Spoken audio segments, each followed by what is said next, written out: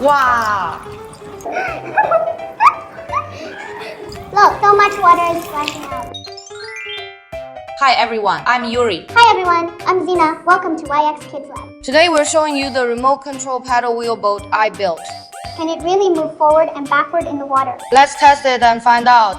This is the remote controller. This button makes it go forward, and this button makes it go backward. The motor drives the gears and the paddle wheels push the boat forward in the water. Science is so much fun. If you like it, come build with us. Let's start building.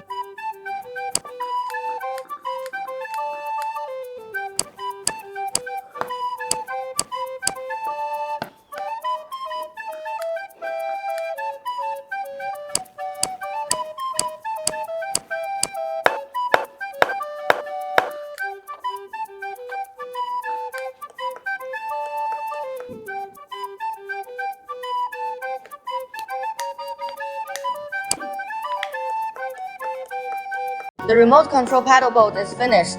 Now let's begin the water test. Forward.